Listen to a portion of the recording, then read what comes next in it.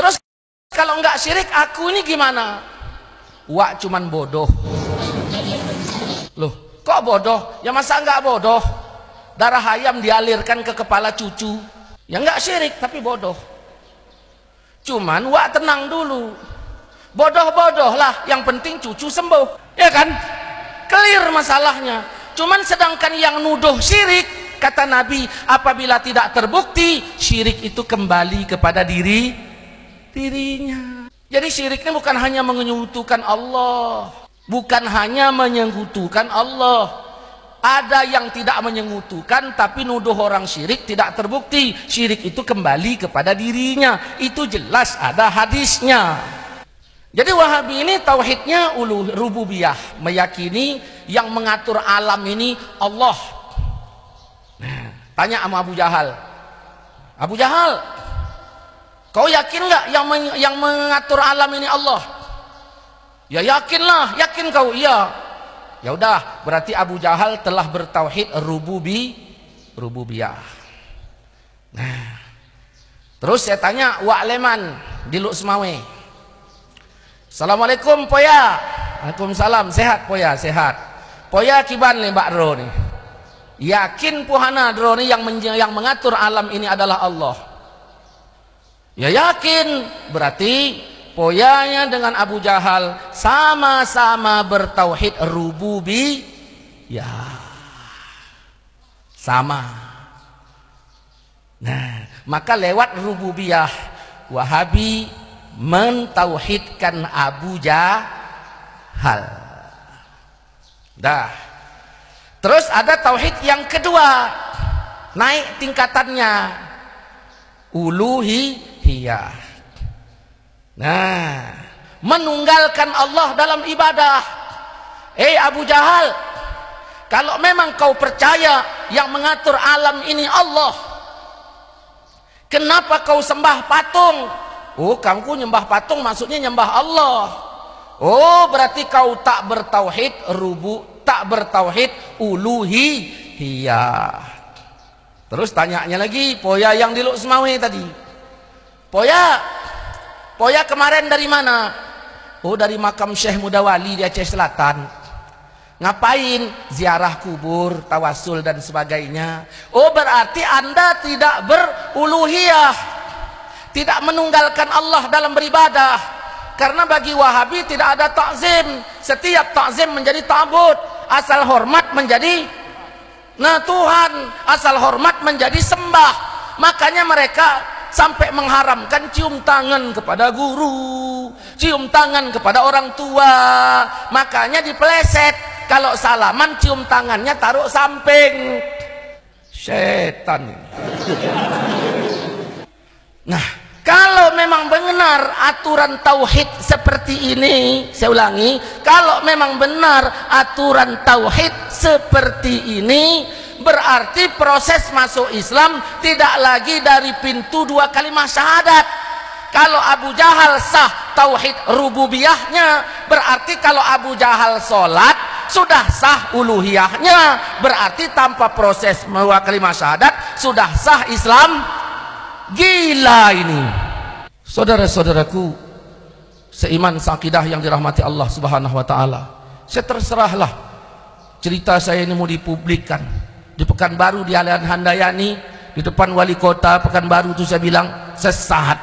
Saya nggak ada cerita, bukan di kelompok kecil, kelompok besar. Sama saja, 2 tambah 2 pasti 4 jawabannya. Nggak ada 4 lebih dikit. Saudara-saudaraku seiman seakidah yang dirahmati Allah Subhanahu wa taala. Jadi inilah ini mereka, tidak ada membedakan takzim dengan ta'bud, tidak ada. Lalu bagaimana? Lewat tauhid uluhiyah dia mengkafirkan umat Islam yang ziarah kubur, yang tawasul kepada wali, karena tidak lagi menunggalkan Allah dalam ibadah. Makanya dalam kitab Kaifa Nafhamut Tauhid halaman 16 di sana dinyatakan iman Abu Jahal dan Abu Lahab lebih hebat pada rububiyah ketimbang iman orang yang mewiridkan zikir la ilaha illallah, la ilaha illallah, la ilaha illallah. bagaimana mau damai Pak? Mungkin kita kalau dicaci diri kita, kita marah ya kan? Ayah kita dicaci, kita marah. Tapi kalau agama dicaci, kita nggak marah. Orang semayang pun jarang. Macam mana dia mau membela agamanya? Saya berkata begini karena Wahabi mengkafir-kafirkan. Saya berkata begini karena Wahabi menyesat-nyesatkan. Coba seluruh Wahabi tarik cakapnya, minta maaf, tidak mau mengatakan sesat kepada kaum mayoritas. Saya pun tidak akan begini. Saudara-saudaraku seiman seakidah yang dirahmati Allah Subhanahu wa taala. Ini terus dia meyakini Allah Subhanahu wa taala itu duduk di arsy. Duduk di arsy. Nah, ayatnya ada. Makanya ma'rifat itu kan ada definisinya, al-jazmul mutabiqu an dalilin. Sebuah jazam muafakat dengan benar serta ada dalil. Baru enak ma'rifat ini. Bukan ma'rifat dukun, pejamkan mata nampak, itu ma'rifat setan. Pertama dia yakin benar, ada dalil. Ada dalil belum tentu benar. Datang atuk bilang, kau jangan semayang kau, rupanya ada ayatnya, fawailul lil musallin, celaka orang semayang tuh. Dalil. Tapi kan tidak begitu caranya. Kita tanya orang Wahabi, nah, aina Allah? Allah di mana? Oh, Allah di arsy. Dari mana kau tahu Allah di arsy? Al-Quran lah bang yang bilang. Mana ayatnya? Abang bukalah surat Taha ayat 5. Ar-Rahman 'alal arsy istawa. Tuhan yang maha pemurah di atas arsy istawa. Apa itu? Ya duduk. Oh, abang nggak percaya sama ayat ini? Sama ayat aku percaya, sama otakmu aku enggak. Berarti abang nggak percaya sama ayat? Enggak, aku percaya dengan ayat. Cuman apakah begitu cara pemahamannya? Ya kita apa yang disebut ayat, ya mesti mengimani seperti yang disebut ayat. Oh gitu ya? Iya, kalau begitu bagaimana kalau Tuhanku bilang di Palestina? Ada loh ayatnya. Buka surat Safat ayat 99. Inni zahibun ila rabbi sayahdin. Ibrahim berkata, aku pergi menjumpai Tuhanku. Kemana Ibrahim pergi? Ke Palestina. Berarti Tuhan di Palestina. Aduh, jangan aduh-aduh. Berarti Tuhan di Palestina. Begini Ustaz, ada wanita yang ditanya Nabi, Ainallah. Wanita itu, budak itu berkata, fis sama, di langit. Lalu Nabi bertanya, aku siapa? Kata wanita itu, engkau Rasulullah. Terus Nabi berkata, merdekakan dia karena dia wanita yang mukmin. Berarti Nabi mengesahkan jawaban perempuan itu, Allah di langit. Oh gitu ya? Ya. Berarti yang benar mana? Ya di langit. Nah sekarang kutanya, di langit apa di arsy? Tadi di awal di arsy. Kan begitu. Ini di langit apa di arsy? Sama aja enggak. Langit di bawah arsy, arsy di atas langit. Langit ada 7, arsy ada 1. Pokoknya, ini yang hajab. Pakai pokok. Bapak kalau berjanji sama kawan pakai pokok, hati-hati. Yuk. Pergi ke kampungku makan rambutan. Apa ada? Pokoknya adalah. Hati-hati. Iya, rambutannya nggak ada, pokoknya ada. Tidak. Kalau begitu bagaimana dengan hadis yang ini? Kata Rasul, kalau kamu sholat jangan meludah ke depan. Karena antara engkau dengan kiblat ada Tuhan, berarti Tuhan di situ. Ini hadis. Begini loh Ustaz, begini gimana? Kami punya bukti bahwa Allah di atas. Buktinya mana? Nabi Muhammad kalau Isra Mi'raj, waktu Isra Mi'raj itu kemana? Ya ke atas. Berarti ini menunjukkan Tuhan di atas. Kalau begitu saya juga punya bukti bahwa Tuhan di Bukit Tursina. Buktinya Nabi Musa munajat ke Bukit Tursina. Itu juga ada dalam ayat. Ini yang bilang-bilang bahwa Allah di arsy, buku-buku terbitan Saudi Arabia. Ulama yang menguasai Masjidil Haram, Masjid Nabawi, masjid yang sangat-sangat bagus, sangat mulia. Nilai sholat di sana nggak bisa sebanding dengan masjid lain. Maksudmu apa? kalaulah Wahabi itu salah, kenapalah dia Allah biarkan menguasai Masjidil Haram? Oh gitu ya? Iya. Kalaulah Yahudi salah, kenapa Allah biarkan menguasai Masjidil Aqsa? Balik lagi. Ada ayat yang menyuruh kita mencomot surat Toha ayat 5 sebagai dalil jawaban pertanyaan. Orang bertanya di mana Allah, lalu kita ambil surat Toha ayat 5 menjawab Allah itu di Arasy. Ayatnya ada, izin Allah tidak ada. Yang ada surat Baqarah ayat 186 di mana Allah katakan iza sa'alaka ibadi anni fa inni ala arsy, bukan fa inni qarib. Jelas kalau hambaku bertanya tentang aku, katakan aku dekat.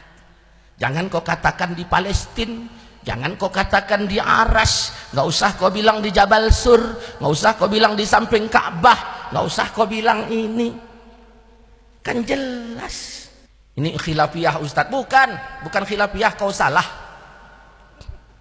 Nggak ada khilafiyah, kau salah.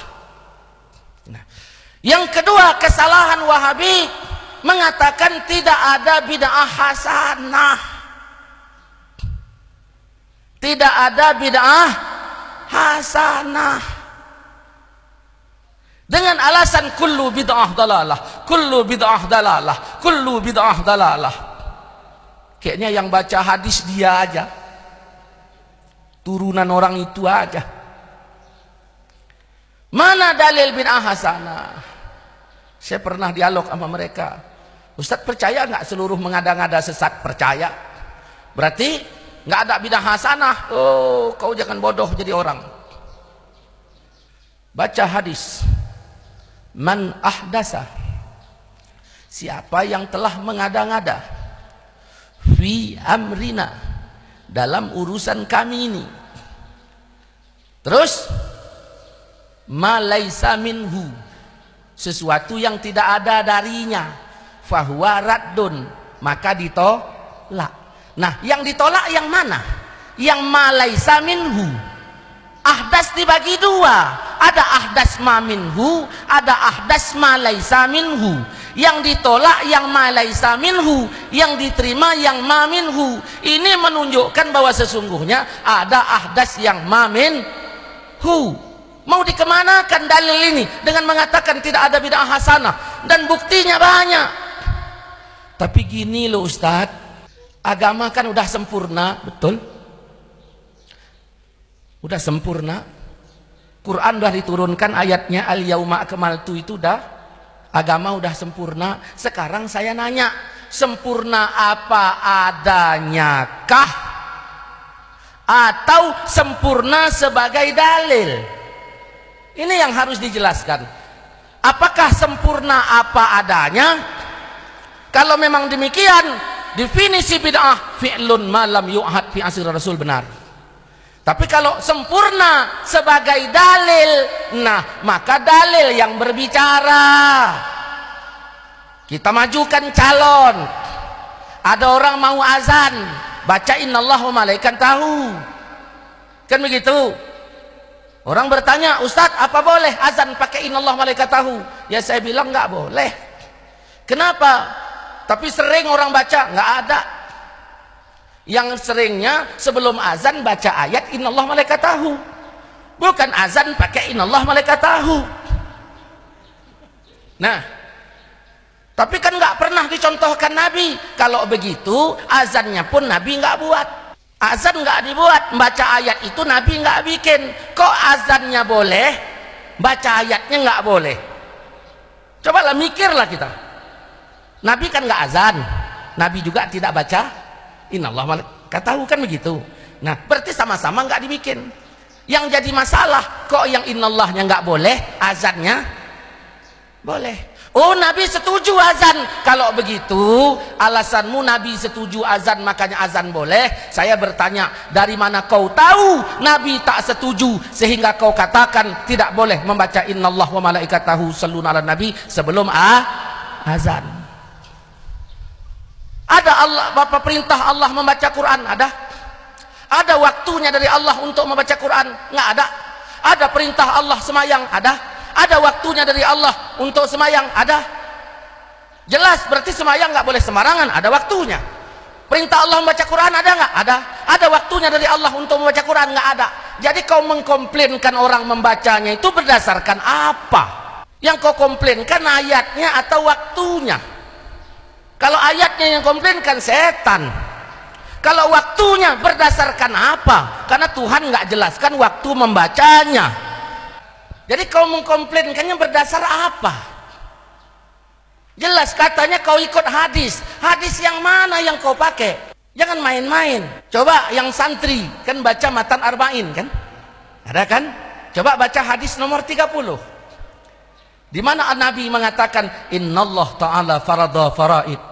Sesungguhnya Allah memfardukan semua yang fardu. Jangan kalian sia-siakan, jangan kalian tinggalkan. Kita nanya, Wahabi, membaca innallaha malaikatahu sebelum azan itu difardukan apa enggak? Tidak. Kalau tidak berarti kau enggak pakai enggak apa-apa, karena enggak fardu. Kan begitu bunyi hadis tadi. Simpel aja lah kita memahaminya. Wa hadda hududan, kan gitu bunyi hadisnya. Ketika Allah membatasi, jangan kau tambah. Dibatasi apa enggak? Enggak, ya terserah mau baca sabihis. Nah, terus bagaimana?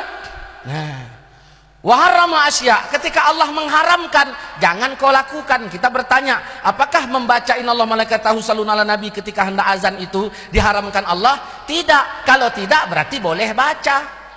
Kan jelas. Ya udahlah, fair lah kita Ustadz baca aku enggak. Bukan itu masalahnya. Aku baca kau bilang bid'ah. Kan ini persoalan awalnya. Bukan baca dan tidak. Kalau baca dan tidak, amannya kita ini. Terus bagaimana? Hadis belum selesai. Wasakataan asya, ketika Allah diam, ya, rahmatallah kum, kan gitu bunyi hadisnya. Ketika Allah diam, rahmat untuk kalian. Ghairi nisyan, bukan Allah lupa. Fala tabhasu anha, jangan kau korek-korek lagi. Berarti yang ngorek-ngorek inilah ini yang salah menurut sunnah, bukan yang membacanya. Kalau Allah diam berarti, nah, bukan Allah lupa, itu rahmat. Maka Wahabi, tolonglah pandang perbuatan kami Ahlus Sunnah wal Jamaah Aswaja ini sebagai rahmat. Jangan kau cemberut nengoknya, nanti jadi setan. Ya udah, main dalil. Mau dari mana? Makanya sunnah itu dijelaskan, ma'udhifa ilan nabi, sesuatu yang disandarkan kepada nabi, perbuatan nabi, perkataan nabi, pengakuan nabi, keputusan nabi. Bukan hanya perbuatan, sunnah itu banyak. Nabi nggak azan sebabnya kan ada. Bayangkan kalau nabi azan, apa nggak jadi fitnah? Nabi berazan, Nabi berkata, asyhadu anna Muhammadar Rasulullah. Aku bersaksi bahwa Muhammad Rasulullah. Berarti kan ada nabi lain yang disaksikan beliau. Fitnah kan? Yang kedua, Nabi bilang, hayya ala shalah, mari salat. Yang enggak datang langsung kafir, karena Nabi yang manggil. Al-Quran udah bilang, ya ayyuhallazina amanu stajibu lillah walir rasul. Wahai orang-orang yang beriman, penuhi seruan Allah, seruan Rasul. Rasul yang manggil, mari salat. Mari, apa hayya alal falah, yang enggak datang langsung kafir. Maka Nabi enggak bikin, tapi Nabi setuju.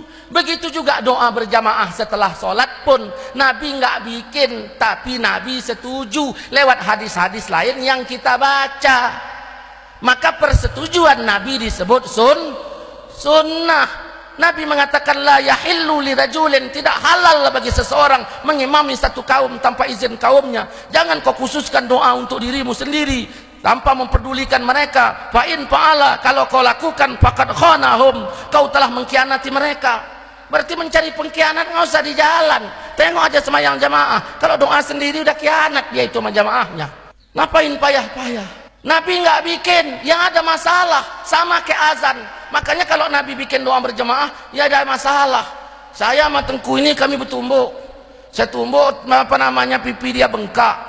Pala enggak dia sama saya? Ya pala. Terus udah pala bagaimana? Kami semayang di belakang Nabi.